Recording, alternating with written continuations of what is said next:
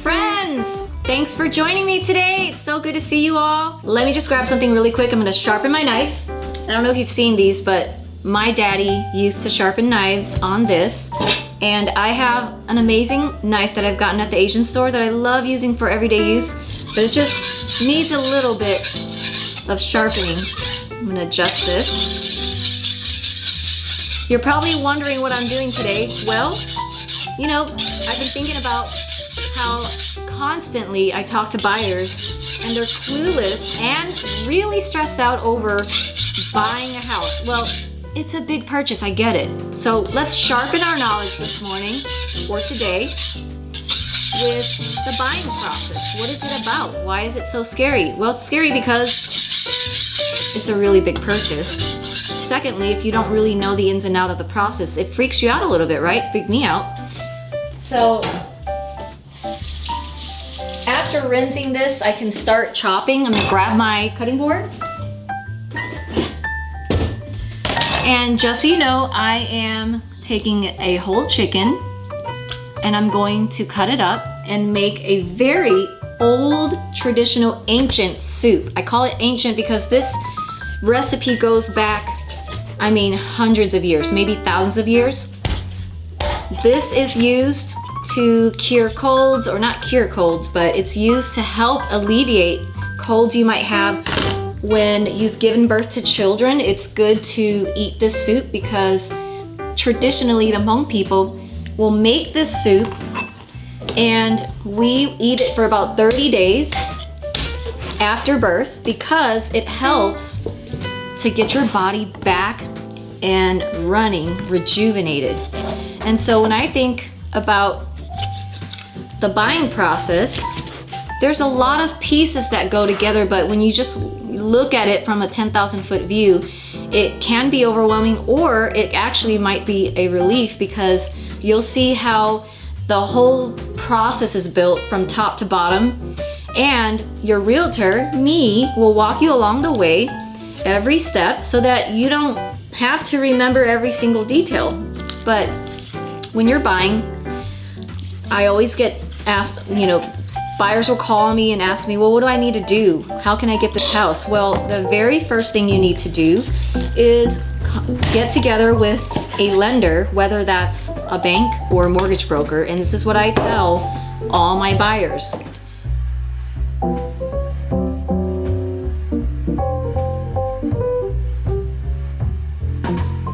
Get your financing in order first. That's the most important. The second thing you want to do is have a conversation with that lender about your budget. Guess what? I can't set that budget up for you. I can absolutely tell you what's in the market and what's available, but I can't tell you what you qualify for because guess what? Every single person is different. Every single person has a different financial background, a history that doesn't look like the other buyer. And so there is no one product, one service that works for all. And you'll want to talk about what you're comfortable paying every month. You're going to want to talk about budgeting and what you have on hand. It's important to know whether or not you qualify for a low down payment or whether you need to pay higher because maybe you make too much. A lot of those things need to be considered. The other thing is, I hear a lot of buyers believing the myth that you need 20% down to buy a house. That's just not true. Sometimes, after you talk to your lender, you'll find that maybe you are saving more on the other end, like back-end fees, interest rates, and such. You're gonna save so much more by putting less of a down payment down. Sometimes that 20% does work in your favor. Sometimes it's worth it to pay the PMI, which is the monthly mortgage insurance fee when you don't put 20% down. Sometimes it's better to do that, take the mortgage fee and get a better interest rate and lower back-end fees. And so again, have the conversation, know where you're at. There's really no point in me talking to you about your wish list, going around all over town looking at 300 homes, because you might not even be able to afford it. So you've got to come in with a plan. Now, once you've talked to your lender, you can now have a conversation with me and we can talk about your wish list. We can go around and look at homes, and then we can get into the negotiation process, which includes writing the offer. It includes putting in, a deposit that you're comfortable with.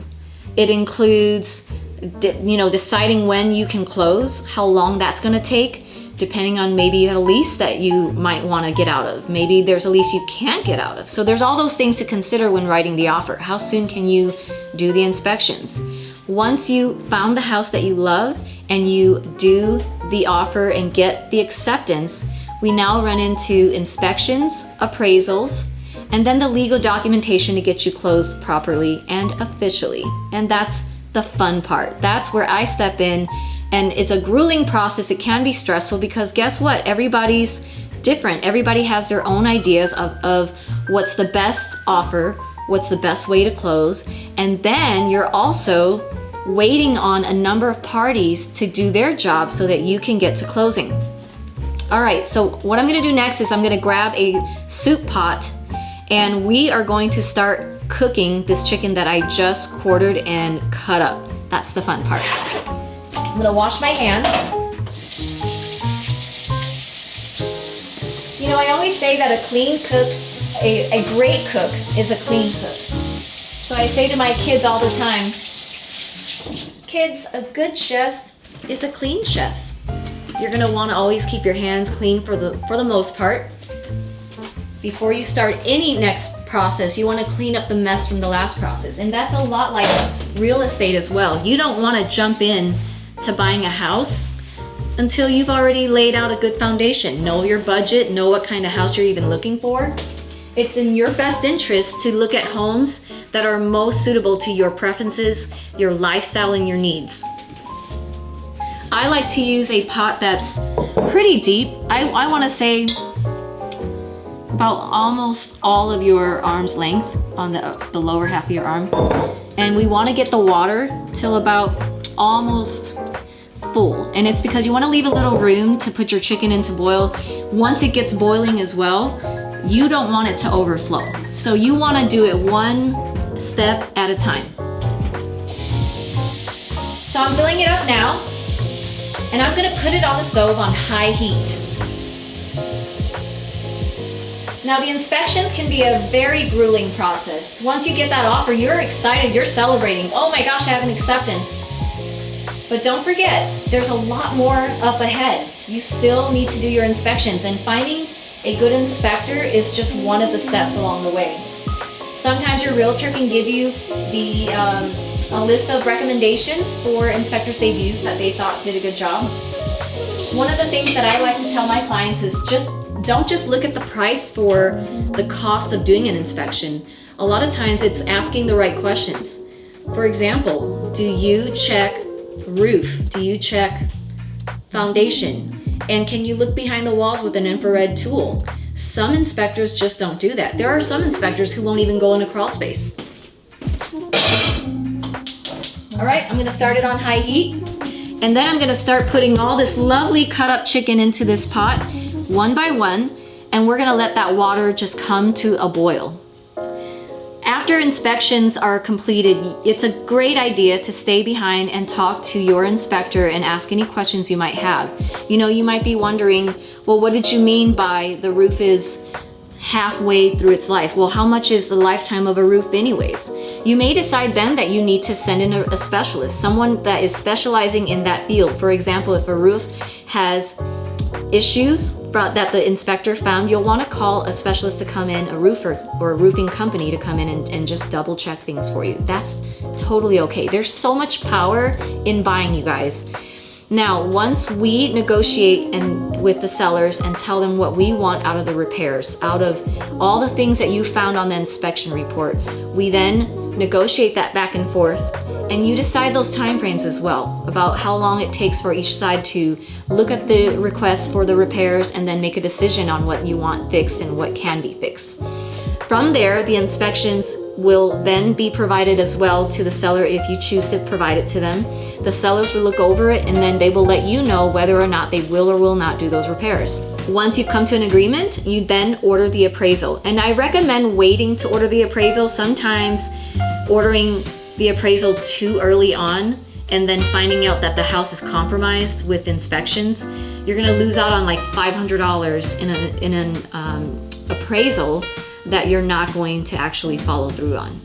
All right, let's move over here to the stove and let's dump this chicken in this hot pot of water.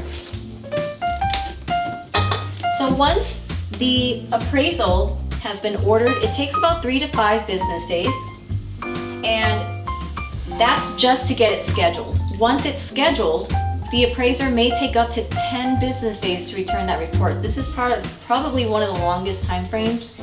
And the appraiser is a now government appointed person, third party, so they're unbiased to any side. And they come in and they evaluate the neighborhood, the housing market, what's been sold, what's close by. And they will then tell you whether the house is worth what you're paying for or not. Oh my goodness, this water is overflowing, so I'm gonna transfer some out. Sometimes I like to just take a spoon and dump it out a little bit at a time, but because I'm early in the process and it's getting quite full, I'm just gonna dump a little bit out. I just eye everything. I'm not a recipe person. I have a hard time with recipes. I grew up just learning how to cook by watching, and so you're pretty much along the same kind of training that I got when I was little, and I've been cooking since I was 5.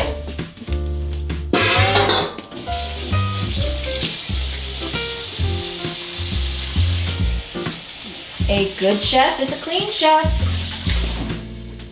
Okay, so once you've got that chicken in, we're going to cover it so that it starts to boil. We're gonna add salt to it just so it starts a good boil, but it also adds flavor. This soup is so simple and you're gonna be able to do it too. So I add a little bit of salt and then I cover it.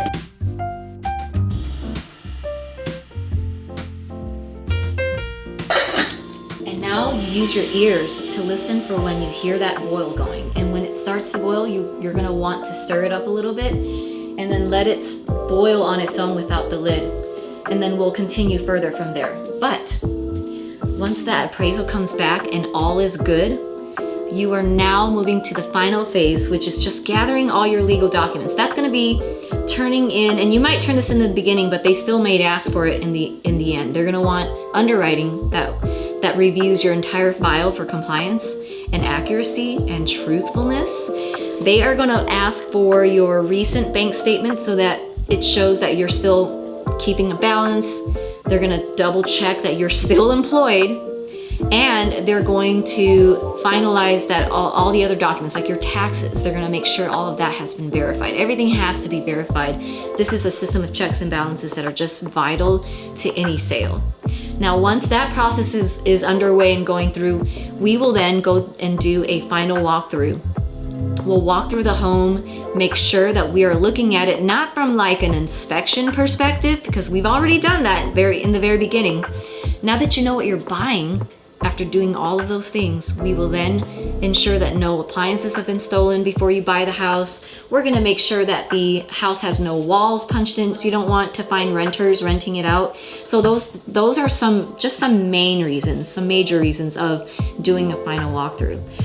Once final walkthrough has been completed, we head over to closing, and you'll close with some escrow company. You might close with a lender, you might close at my office. It just depends on the situation and the scenario. All right, so we are going to skim off any excess fat and skin that just gets boiled up to the top. As you can see, it's very full. And when that chicken starts to boil, you don't want it overflowing with a bunch of fat and skimmed excess skin.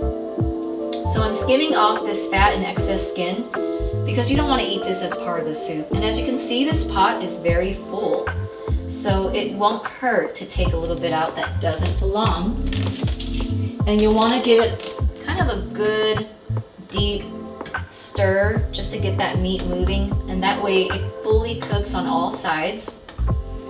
And now that it's coming to this boil, you can leave it without a lid. You can leave it uncovered for some time until it has an even stronger boil.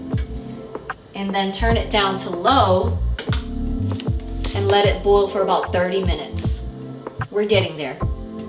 We'll go sign documents, bring your IDs and verify that that's you, and then you get your keys and you're officially closed.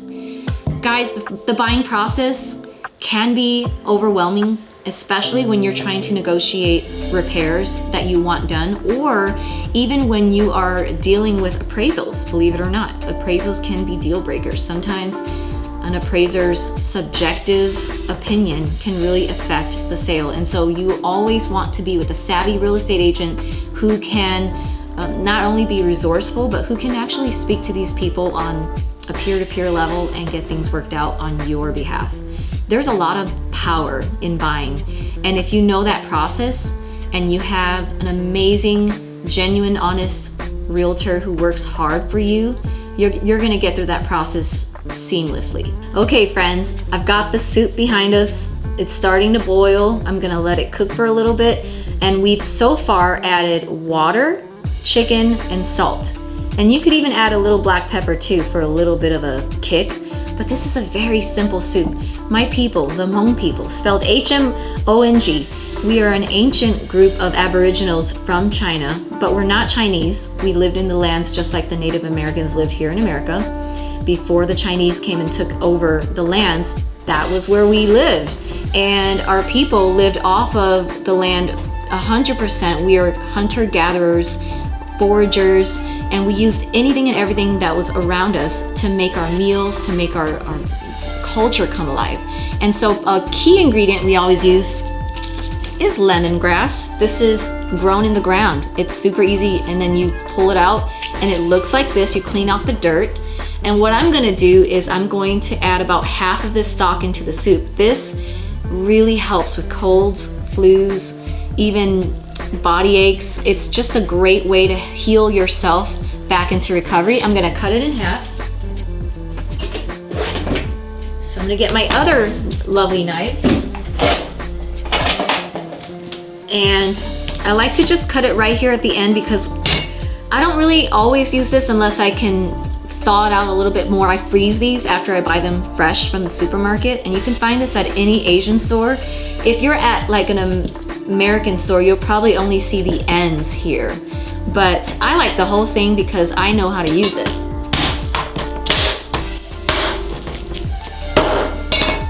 So I've got this, I'm gonna stick it in, and I'm gonna add a little bit more. So I'm gonna use these. I'm just gonna tuck it into that pot so that it really gets to simmer with the chicken. And this soup is an ancient soup that goes back so many generations. I mean, my people group have always gone with the more simple recipes because we didn't have a whole lot, and every day was a different meal because we couldn't meal plan. It was all about foraging whatever was around you. And so sometimes it could be different fruits, sometimes different roots, sometimes different meats, depending on what you're able to hunt for. Maybe it's a wild boar, maybe it's wild chickens, turkey. It could be, you know, anything. And so we love this soup. This soup is every single time my kids get sick, every time I've given birth, I've had this soup. This is one of my mother's favorites, and it was like a staple in our household. So we always had plenty of lemongrass around, which is why mine are frozen. It's because I use it so often. And so just like you would freeze any other staple item in your home, lemongrass is one in my house, and it continues to be, and it will continue to be, because this is one of my kids' favorite soups. They'll just ask for it randomly. So we make it at least once every other week, maybe twice a week sometimes, especially in the winter. It's a great broth. It goes with a ton of other dishes. If you're gonna make coconut curry, if you're going to make pho, which is another hearty soup, you can use the same stock to do all of that. You can use this stock to make rice. You can use the stock to add into stir fries. It just has more of a salty flavor to it, but it has this really deep, hearty taste to it as well. Now, you've learned today all at once how to make the traditional Hmong Asian soup, but you've also learned the buying process. And as you can see, it's really not that bad. It's really not that crazy or stressful, especially if you know what goes into it. Now, I could be your private chef. You could totally hire me and I'll just make it for you, but it's probably gonna cost you less if you just use me as your realtor.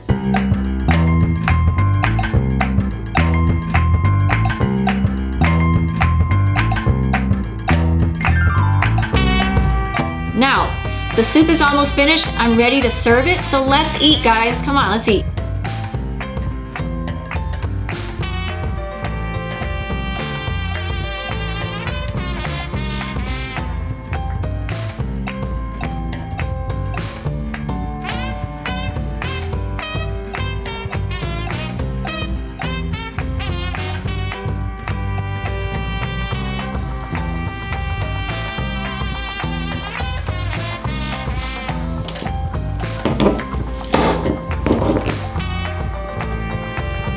So good when you put it all together.